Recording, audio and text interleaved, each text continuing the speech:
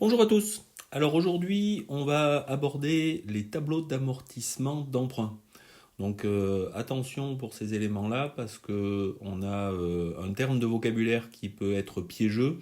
On a le terme amortissement et nous on a vu des méthodes d'amortissement pour les éléments de l'actif, pour les immobilisations. Là, c'est quelque chose qui se rapproche un petit peu, mais c'est pas du tout les mêmes formules de calcul pour l'amortissement d'un emprunt. Donc vous avez besoin, pour traiter beaucoup d'exercices, de savoir construire des tableaux d'amortissement qui vous permettent de calculer ce que chaque année vous allez rembourser de votre emprunt et ce que vous allez payer en charge d'intérêt. Donc on va voir qu'il y a plusieurs méthodes de calcul, il faut que vous soyez capable de les utiliser. Il y en a une qui est un peu plus difficile que les autres, notamment parce qu'elle nécessite d'utiliser une formule de calcul qui n'est pas du tout intuitive. Et j'ai retrouvé pas mal d'annales d'épreuves pour votre BTS qui nécessitent la connaissance de cette formule de calcul. Donc c'est important de savoir comment construire ce tableau d'amortissement d'emprunt qui est le préalable pour beaucoup de travaux, comme les travaux de budget de trésorerie, mais comme aussi d'autres travaux qu'on peut avoir à vous demander. Donc dans le cadre de n'importe quel exercice, on peut vous demander de construire un tableau d'amortissement d'emprunt. Donc là, on va utiliser pour présenter ce cours, on avait déjà un petit peu évoqué, mais là, on va revenir un peu plus en détail. On va utiliser ce support sur l'amortissement d'emprunt. D'abord, on a quelques éléments de vocabulaire, rien de bien compliqué. Alors, première notion, un emprunt, c'est un financement obtenu auprès d'un tiers entraînant un remboursement planifié dans le futur, généralement avec intérêt. Le prêteur, c'est l'établissement qui donne l'argent. L'emprunteur, c'est celui qui récupère l'argent. Donc faites attention, on avait déjà évoqué, lorsque vous parlez d'emprunt, c'est vous qui allez voir votre banquier pour lui demander un emprunt. Votre banquier, c'est pas un emprunt qui vous accorde, c'est un prêt. Donc celui qui prête, c'est un prêt. Celui qui emprunte, il souscrit un emprunt. Alors on a souvent tendance dans le langage courant d'utiliser les deux termes pour définir la même chose, alors que dans un cas c'est le banquier qui donne l'argent, dans l'autre cas c'est vous qui le recevez, mais le terme n'est pas le même, même si le montant qui est transféré est le même. Alors, l'intérêt, autre terme, autre notion à connaître, c'est la rémunération d'un prêt versé par l'emprunteur au prêt, c'est-à-dire le coût du crédit. Si la banque vous donne de l'argent, il va falloir au total que vous lui remboursiez plus que l'argent qu'elle vous a donné. Parce que c'est la différence en fait entre ce que vous remboursez et ce que la banque vous a donné qui va permettre de faire la marge du banquier, ce qu'il fait vivre. L'amortissement, c'est le remboursement du capital emprunté. Donc quand vous empruntez de l'argent, ce que vous remboursez tous les mois, c'est un montant total qu'on appelle la mensualité, si on rembourse tous les mois. On va voir que nous, on va souvent raisonner en annualité, parce que les tableaux sont plus rapides à construire si on considère qu'il y a un seul remboursement par an. Parce que raisonner en mensualité, ça nécessite de faire 12 lignes, les 12 mois, pour chaque année, et du coup ça fait des tableaux qui pour nos exercices sont beaucoup trop complexes. Donc ce que vous remboursez, imaginons que vous avez un emprunt qui est remboursable sur 4 ans en 4 annualités, vous allez sortir 4 fois de l'argent de votre compte en banque pour rembourser cet emprunt. Ce que vous sortez au total, on appelle ça l'annuité. Donc l'annuité, c'est le montant que vous sortez à chaque échéance. Cette annuité se décompose en deux choses. Dans le montant que vous payez à votre banquier, il y a d'une part l'amortissement de votre emprunt, c'est-à-dire vous diminuez le montant que vous devez à votre banquier, mais il y a aussi l'intérêt. L'intérêt, c'est ce qui fait vivre votre banquier. Donc on va voir dans les exercices après que à chaque fois, dans chaque annuité, il y a un morceau amortissement, un morceau intérêt. Dernier terme à connaître, le capital restant dû. Donc le capital restant dû, c'est la part de l'emprunt restant à rembourser à chaque échéance. Donc chaque fois que vous avez payé une annualité, vous allez regarder ce qu'il vous reste encore à payer derrière. On va voir quand on construit les tableaux comment ça se présente. Donc sur la droite, je vous ai mentionné les 3 méthodes que l'on utilise pour amortir un emprunt. Donc d'abord, vous pouvez rembourser chaque année le même montant, la même annuité. Auquel cas, on parle de méthode de remboursement selon la méthode de l'annuité constante. Après, vous en avez une autre de méthode qui est plus simple, mais que l'on trouve plus rarement dans la vraie vie, c'est l'amortissement constant. On va le regarder dans des exemples en dessous. Et puis, il y a une troisième méthode qui n'est pas évoquée dans le cours à gauche, qui est assez rarement présentée dans les exercices, mais qui est assez facile à comprendre. L'idée, c'est de dire que, par exemple, vous empruntez 10 000 euros sur 2 ans, et puis chaque année, vous remboursez, enfin sur 4 ans, ça sera plus crédible, vous empruntez 10 000 euros sur 4 ans. Chaque année, la première année, la deuxième année, la troisième année, vous ne payez que les intérêts. Et en fait, ce n'est qu'à la fin de la 4e période que vous remboursez tout le capital. Cette méthode d'amortissement, ça s'appelle le remboursement in fine. Si la définition que je viens de vous en donner n'est pas claire, on aura l'occasion de revenir dessus. Donc dans la suite du cours, on va voir les 2 premières méthodes, annuité constante et amortissement constant. Donc le petit 1, principe de l'amortissement d'un emprunt par annuité constante. Ça, c'est la réalité de tous les emprunts que l'on souscrit à la banque. On veut pouvoir gérer son emprunt de manière assez simple et donc on veut rembourser toutes les années le même montant. Comme ça, si on fait un emprunt sur 10 ans, ça sera facile de savoir que chaque année, on va payer le même montant. Ça nous permet de facilement anticiper notre budget des dépenses futures.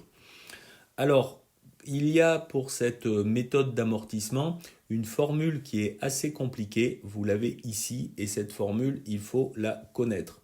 Donc, je l'ai répétée ici à droite. Donc, le montant de l'annuité constante se calcule en faisant cette formule un petit peu complexe où vous allez prendre le montant de l'emprunt, c'est-à-dire le montant que vous empruntez, et vous multipliez par toute cette expression-là. Donc taux, c'est le taux d'intérêt, et durée, c'est la durée. Si c'est un emprunt que vous remboursez par des annualités, c'est la durée en nombre d'années. Donc si vous avez un taux de 3%, ça va faire 3 divisé par 1 moins, entre parenthèses, 1 plus 0,03. Oui, ce que j'ai oublié de dire, c'est que le taux, ici, il faut toujours l'exprimer en décimale. C'est-à-dire que 3%, dans la formule de calcul, vous devez le remplacer par 0,03. Alors concrètement, ça veut dire quoi ? Ça veut dire que si vous avez un emprunt de 10 000 euros à 3%, à rembourser en 3 annuités, c'est-à-dire vous avez emprunté sur 3 ans, la formule de calcul, ça va être 10 000 euros multiplié par, en haut, vous mettez 0,03, en bas, vous mettez 1 moins 1 plus 0,03.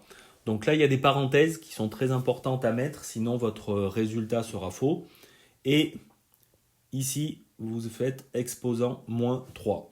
Donc il faut vous habituer à trouver comment taper ça efficacement sur votre machine à calculer pour ne pas avoir d'erreur de calcul sur ce plan-là, parce qu'après, tout votre tableau, évidemment, va être faux si vous n'avez pas trouvé le bon résultat.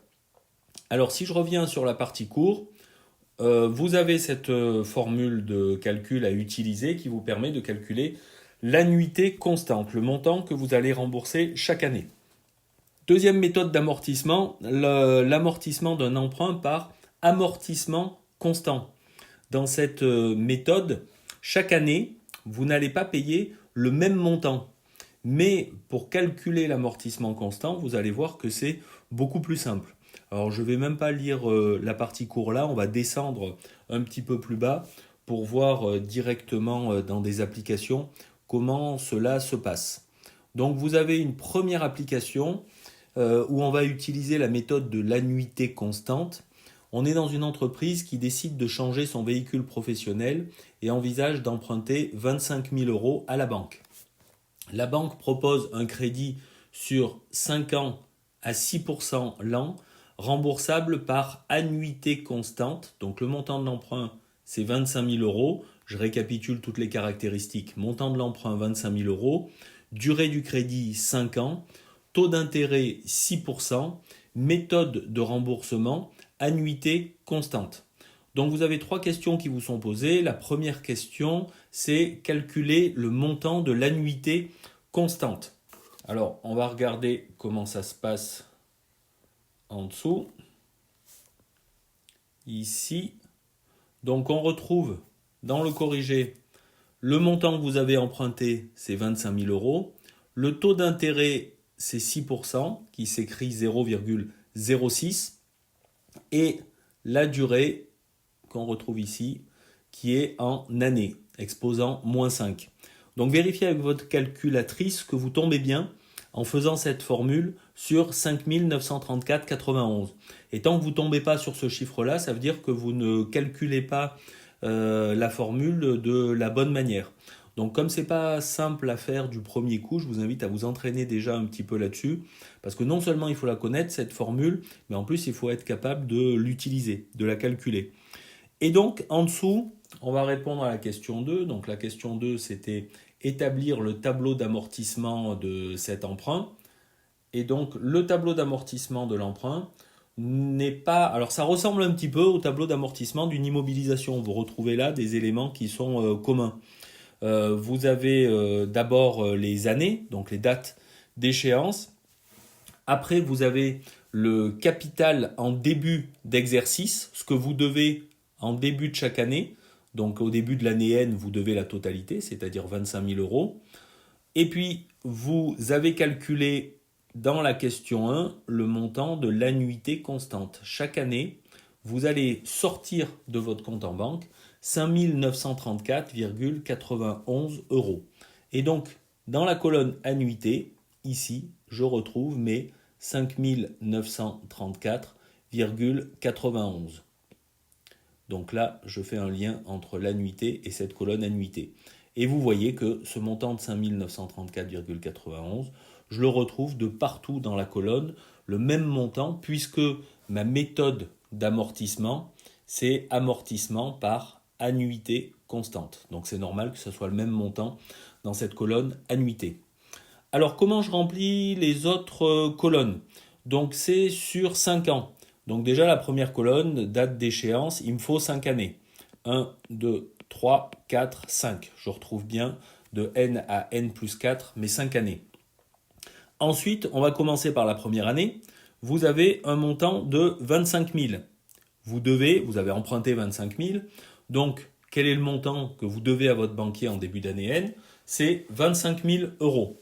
Vous allez décaisser en fin d'année N 5 934,91 euros. Ça, pas de souci. Par contre, dans ces 5 934,91 euros, il y a deux choses. Il y a l'intérêt et il y a l'amortissement. L'intérêt, c'est la rémunération du banquier.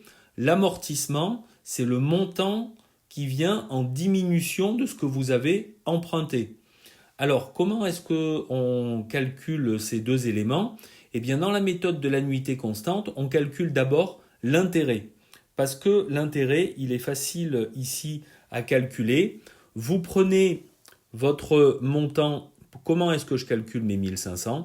Je prends le montant que je dois au banquier, 25 000 euros, et le banquier m'a dit qu'il me prêtait à un taux d'intérêt de 6%. Et donc, je sais que je lui devrai en intérêt pour la première année un montant de 1500 euros. Donc ça me permet de renseigner le montant de l'intérêt pour l'année N. Du coup, comme je paye au total une annuité de 5 934,91, eh bien je peux en déduire le montant de l'amortissement. C'est-à-dire que annuité, c'est le total de ce qui sort de mon compte en banque. Je donne au banquier 5 934,91 4,91. J'ai dit que dans ce montant, il y avait la rémunération du banquier, c'est-à-dire les intérêts, pour 1500 euros. Et donc, si je fais annuité moins intérêt, je trouve le montant d'amortissement, c'est-à-dire de combien ma dette diminue. 4434,91. Et donc, ce montant qui est là, c'est celui que je viens de calculer ici. Et donc, il faut bien penser que dans cette méthode-là, vous calculez d'abord l'annuité, c'est l'étape 1. Ensuite, vous calculez l'intérêt, c'est l'étape 2. Et dans une troisième étape, vous calculez l'amortissement. Alors là, il y a une étape très importante parce que souvent les étudiants se trompent à ce niveau-là, c'est le calcul du capital en fin d'exercice. Et donc là, la question qui se pose, c'est qu'est-ce que je vais devoir à mon banquier en fin d'année N? Attention que j'ai payé 5 934,91, mais ma dette n'a pas diminué de 5 934,91 parce que dans ces 5 934, il y a la rémunération du banquier. Et la rémunération du banquier, elle ne vient pas diminuer ce que je dois au banquier. C'est quelque chose que je lui donne en plus pour le remercier en quelque sorte de m'avoir accordé cet emprunt. Et donc, pour calculer à la fin le capital à la fin de l'année N, je fais le capital qu'il y avait au début de l'année N, donc capital fin N. Je vais juste effacer un petit peu ce que j'ai calculé là. Et je vais indiquer ici que capital fin de l'année N, c'est le capital de début. Donc là, 25 000. Moins l'amortissement. Attention de ne pas utiliser ici l'annuité. Ce n'est que l'amortissement qui vient en déduction de mon emprunt. Donc moins 4 434,91. Et là, je trouve ce que je dois à mon banquier en fin d'année N, c'est-à-dire 20 565,09. Ce montant-là correspond à celui que j'ai en fin d'année N. Du coup, pour les années suivantes, si vous avez fait la première ligne juste, les années suivantes ne poseront pas de problème. Qu'est-ce que vous avez dans la colonne capitale en début d'exercice N plus 1 ? Début d'exercice N plus 1, vous retrouvez le montant que vous aviez à la clôture de l'exercice précédent. Évidemment, ce que vous devez en début d'exercice, c'est le même montant que ce que vous deviez en fin d'exercice précédent. Donc 20 565,09, vous connaissez le montant de votre annuité constante. En N plus 1, vous paierez le même montant qu'en N et le même montant qu'en N plus 2 et les autres années, c'est-à-dire un total de 5 934,91. Vous faites toujours le calcul dans le même sens, c'est-à-dire on va calculer les intérêts pour N plus 1. Donc si je mets intérêt N plus 1, il se calcule toujours de la même manière. C'est le montant que je dois en début d'exercice à mon banquier, 20 565,09, multiplié par le taux d'intérêt, multiplié par 0,06. Et donc je tombe sur 1233,91. Ça, c'est le montant de l'intérêt que j'ai ici.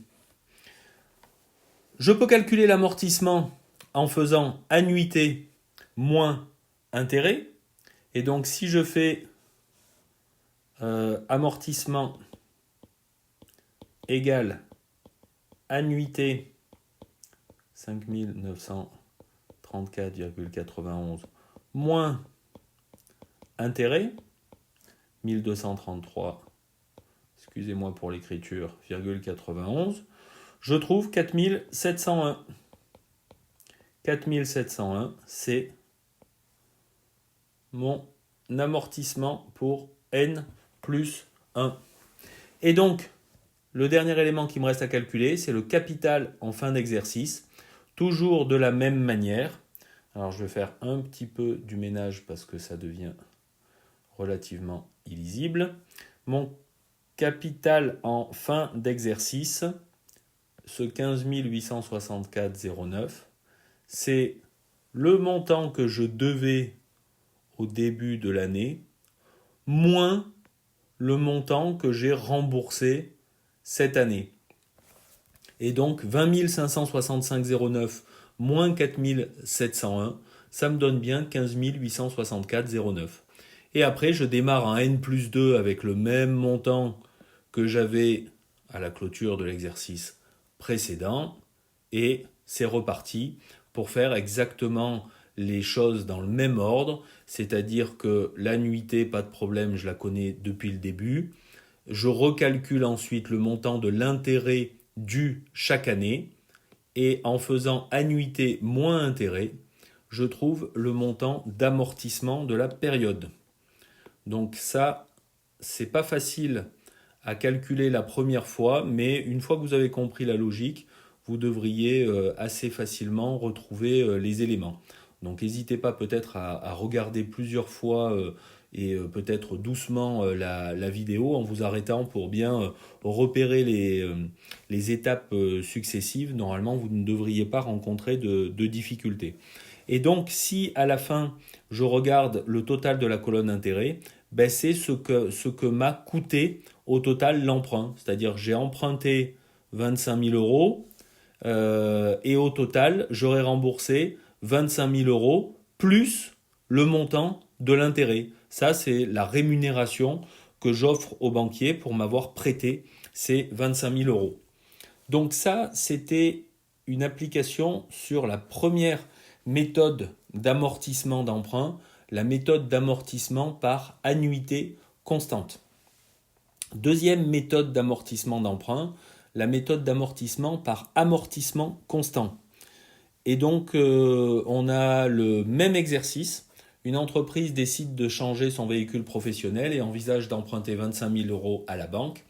Celle-ci lui propose un crédit sur 5 ans à 6% l'an, remboursable par amortissement constant.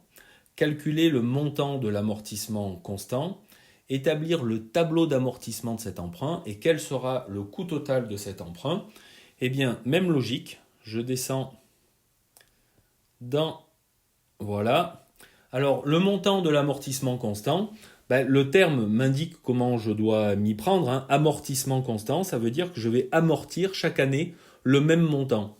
Et donc, 25 000 divisé par 5, je vais rembourser chaque année 5 000 euros. Et donc, dans l'exercice précédent, c'était la colonne annuité qui était toujours la même. On avait 5 934 tous les ans. Là, c'est maintenant la colonne amortissement qui est toujours la même.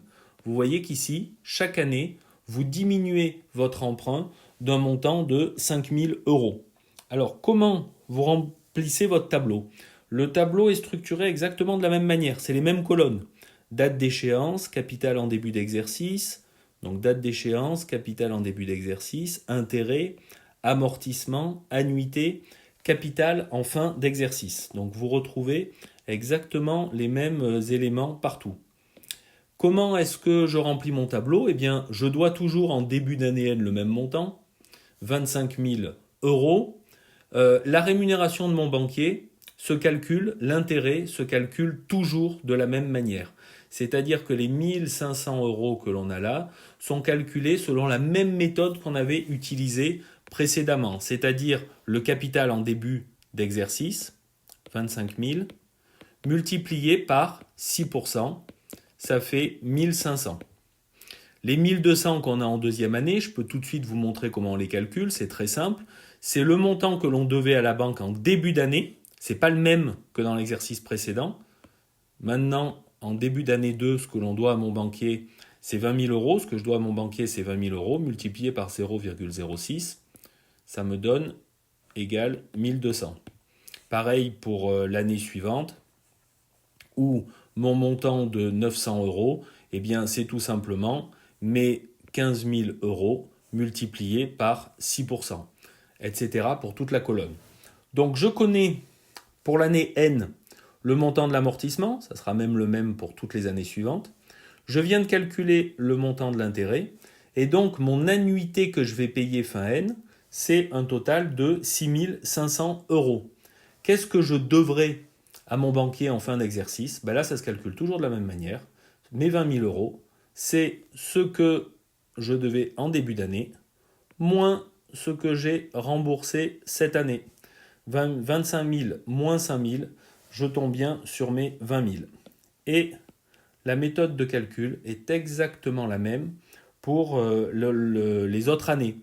Début d'année N plus 1, ce que je dois à mon banquier, eh bien, c'est le même montant que je lui devais en fin d'année N.